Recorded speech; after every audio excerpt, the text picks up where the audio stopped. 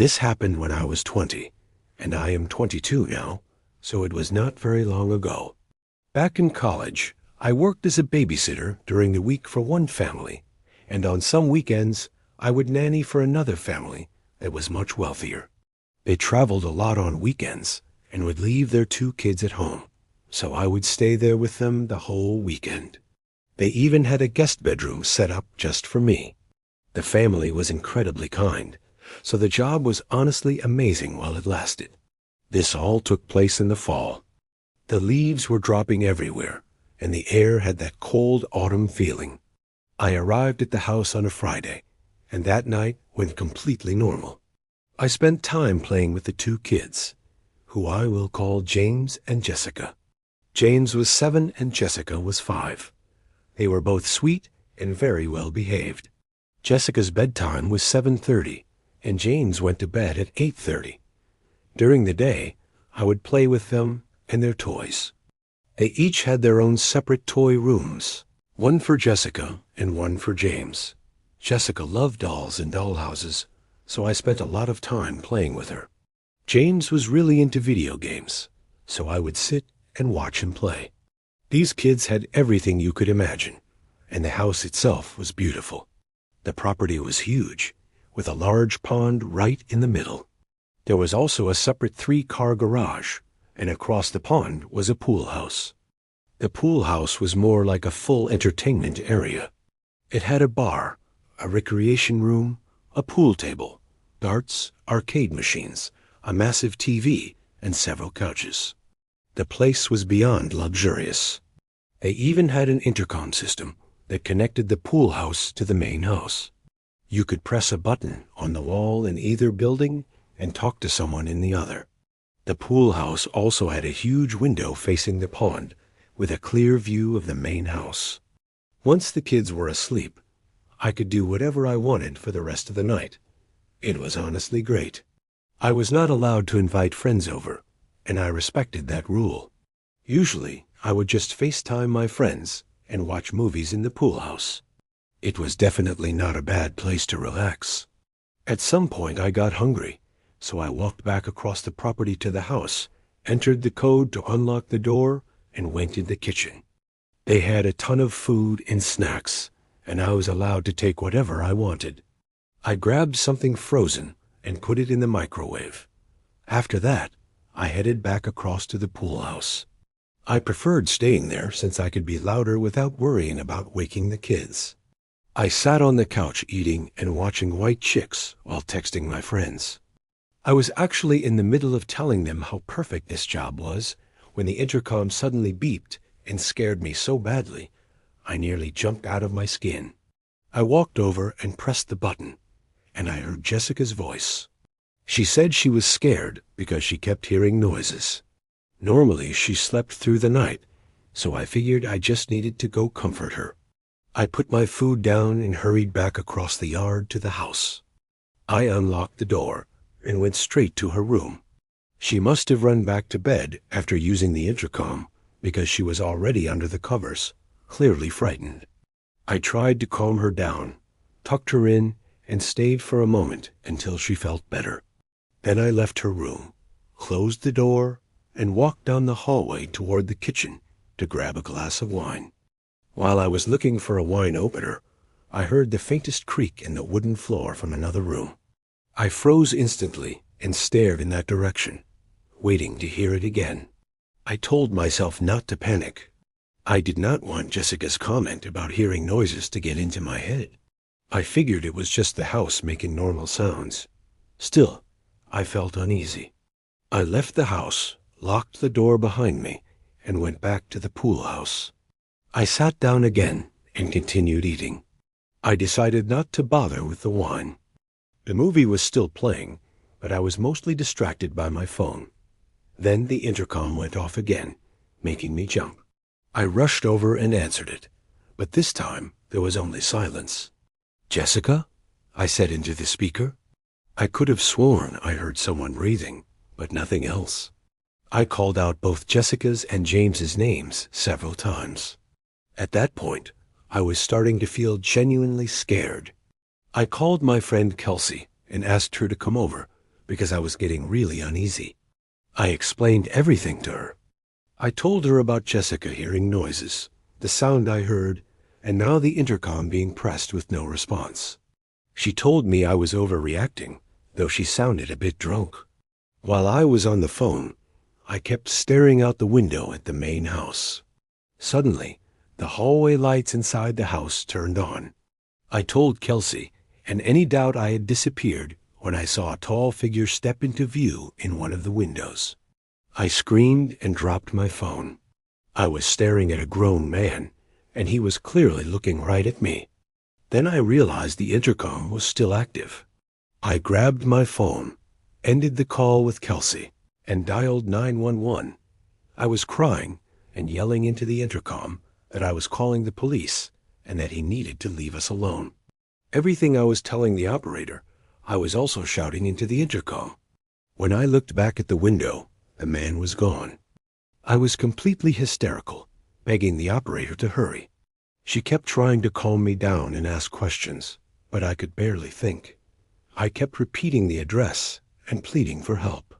When she asked if the kids were safe, I shouted no, they were still inside with him. Then I heard Jessica scream through the intercom. I collapsed to my knees, sobbing uncontrollably, while the operator kept telling me to stay focused. I said I did not know what to do, and she told me the police were on their way, and I needed to wait. I said that the man had the kids. She asked if I saw any weapons, but I could not tell. Then I heard Jessica again, this time speaking into the intercom and calling my name. I ran over and shouted back that I was there. I told her to get her brother and get out of the house immediately. She was crying, saying there was a man inside. I told her I knew, and to just grab James and come outside. That was probably the bravest moment of my life. I ran across the yard toward the house and met the kids at the door. I grabbed both of them and rushed them back across to the pool house, where we turned off the lights and hid. They were both crying, and I wanted to break down too, but I had to stay strong for them. I stayed on the phone with 911 until the operator finally told me the police had arrived and were coming to us. Hearing that was the biggest relief I had ever felt. Soon, flashlights appeared outside the windows. I took the kids to the door, and we were met by several officers. A female officer took the children to one car, while another officer led me to a different one. There were already multiple police cars at the house, and more kept arriving. I answered all their questions as best as I could. Eventually, they found the man. They brought him out in handcuffs. He looked around 6 feet tall, and I will never forget the way he looked at me. His face was disturbing, almost deformed. The kids' parents were contacted immediately and told everything.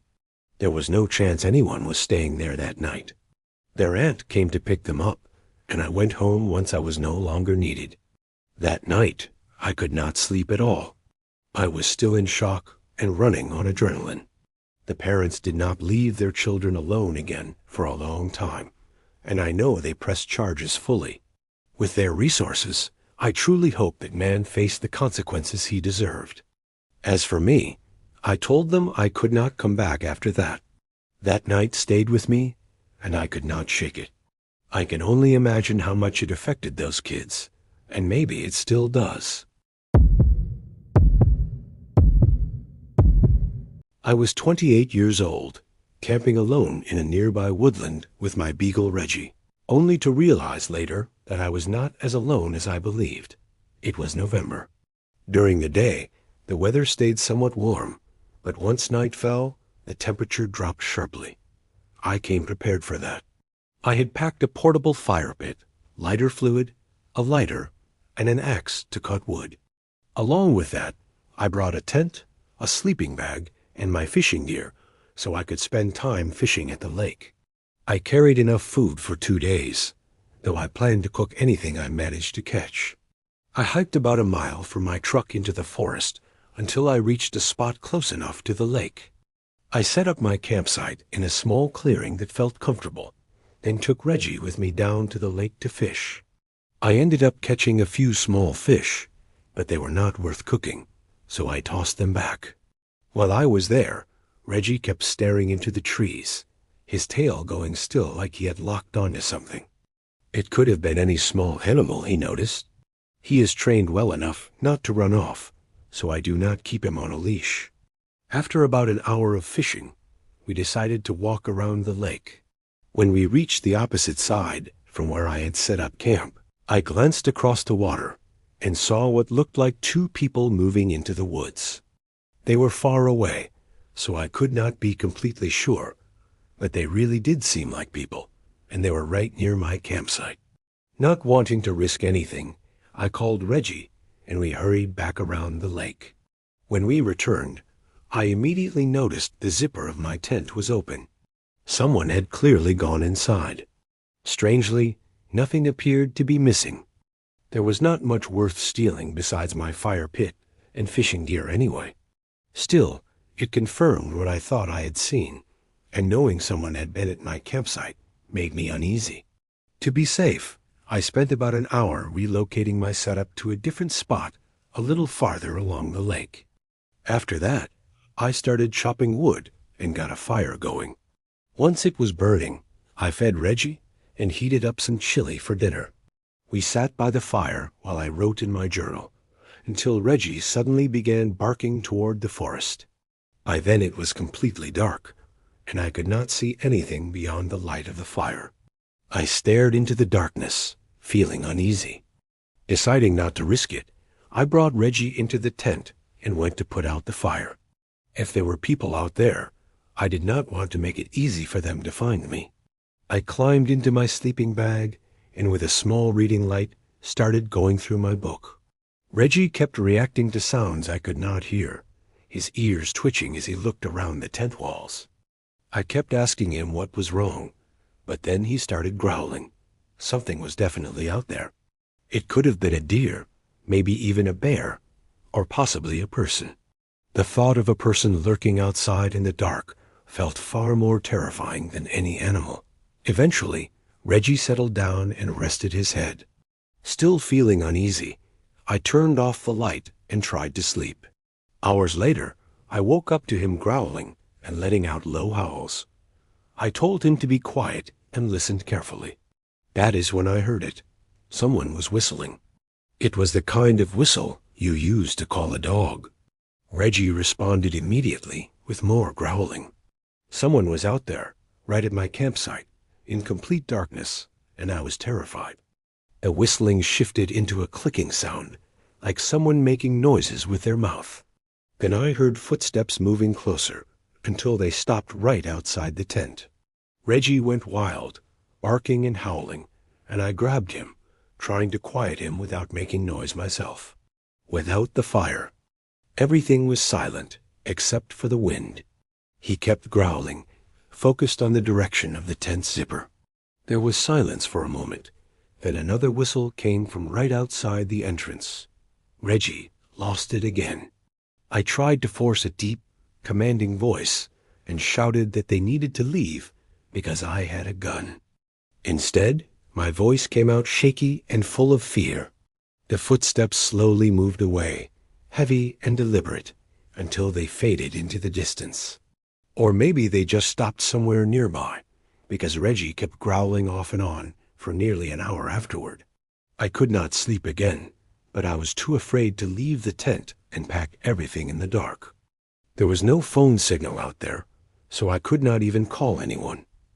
Then, far off in the distance, I heard a woman scream. It echoed through the woods like she was screaming for her life.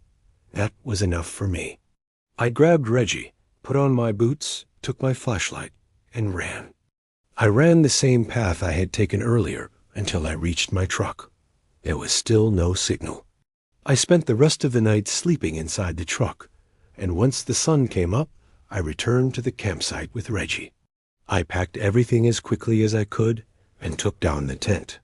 I did not even check if anything had been disturbed again. I just wanted to leave. Within half an hour, the truck was loaded and I was gone.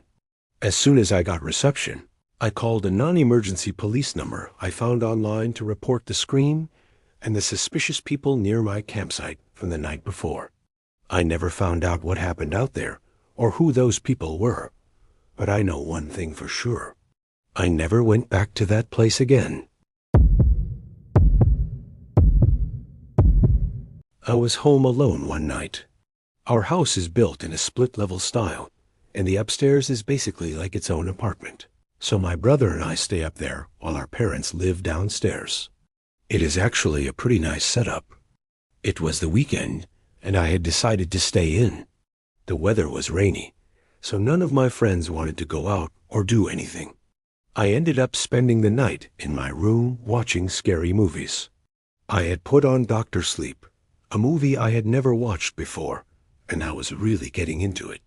I paused the movie so I could go grab something to eat from the kitchen.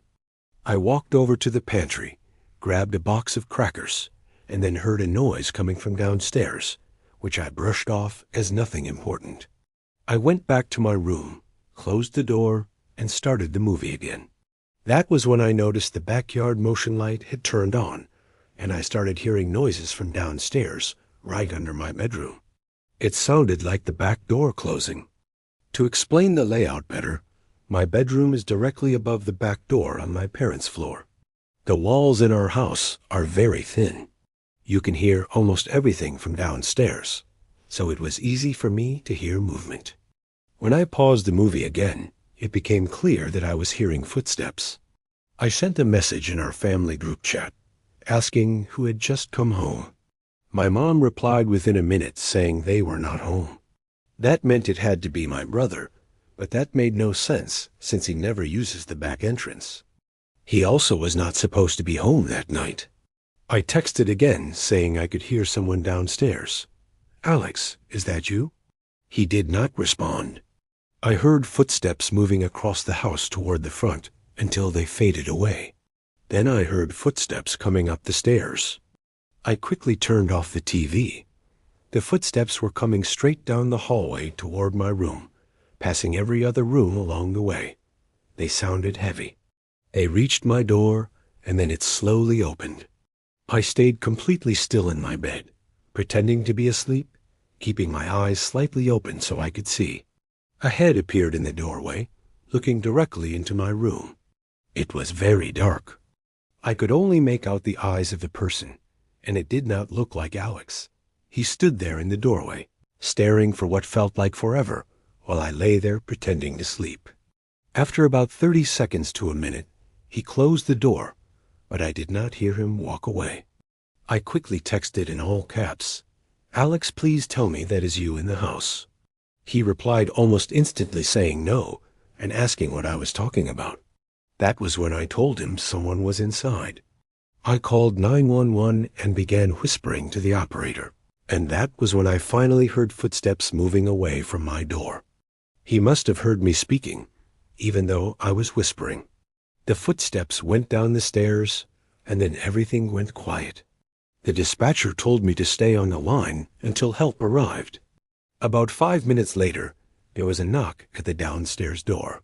When the dispatcher said it was safe, I went down to let the police in. In my area, officers usually work in pairs, so 2 of them came in and searched the entire house with me, checking closets, under beds, and everywhere else. When they confirmed the house was clear, they left. One of my parents had forgotten to lock the back door. That was all it took. After something like that, there is no way you can fall asleep. No one else was coming home until the next day, so I had to get through the night by myself. Not long after the police left, the backyard motion light turned on again. Something had triggered it.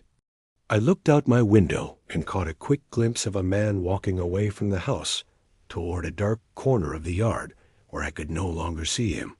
I think he tried to get back inside, but this time the door was locked. I kept watching through the window as long as the light stayed on. Once it turned off, everything outside became too dark to see. As long as the light did not turn on again, I knew he was gone. Thankfully, it never came back on.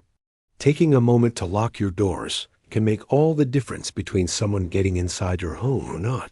Because my parents left the door unlocked, I will always have that image stuck in my mind of someone standing in my doorway, staring at me.